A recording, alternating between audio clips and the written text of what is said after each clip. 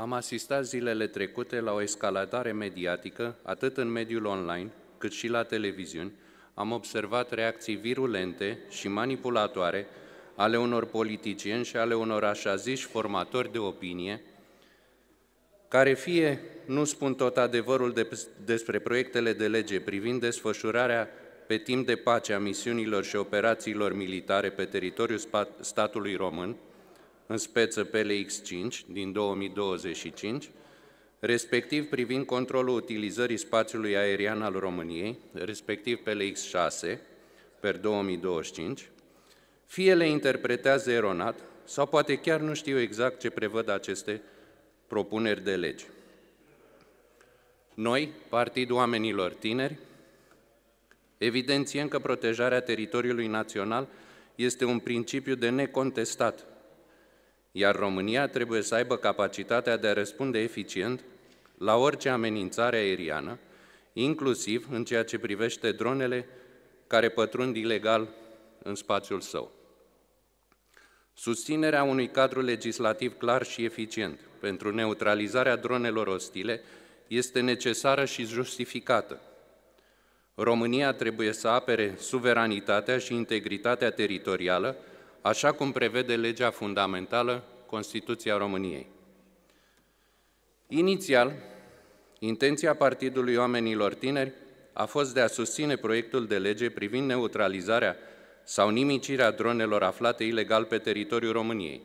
Am înțeles necesitatea completării cadrului legislativ pentru protejarea securității naționale și o susținem fără ezitare. Mai cu seamă că aceste prevederi trebuiau adoptate cu mult înainte ca POT să facă parte din Parlamentul României. Însă, la o lecturare mai amănânțită a textului de lege propus, am descoperit că nu ni se propun doar elemente necesare din perspectiva apărării teritoriului național, ci au fost trecurate și câteva prevederi neconstituționale, respectiv transferul de autoritate asupra elementelor naționale de la Ministerul Apărării Naționale către autorități militare străine. Pentru această problemă, parlamentarii Partidului Oamenilor Tineri au votat împotriva adoptării proiectelor de lege în forma prezentată, pentru că reprezintă tocmai o problemă care afectează Comanda Militară Națională. Cedarea autorității către comandanții străini este o măsură care ridică serioase probleme constituționale. Consider că atribuirea unor puteri suplimentare trupelor străine aflate pe teritoriul nostru, fără a respecta articolul 2, coroborat cu articolul 118 din Constituție și fără o răspundere clară, conform legislației românești, nu este acceptabilă.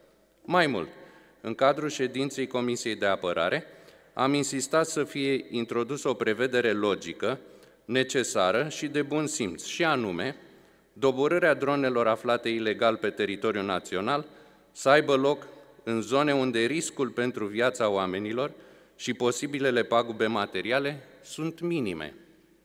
Specialiștii din sală au fost de acord, dar această prevedere nu a mai ajuns în proiectul de lege adoptat. Cadrul legal privind securitatea națională trebuie să fie clar, constituțional și să protejeze suveranitatea României. Este esențial ca aceste proiecte de lege să fie revizuite în părțile care generează riscuri pentru interesul național. Vă mulțumesc. Deputat Daniel Grofu, circumscripția 42 București.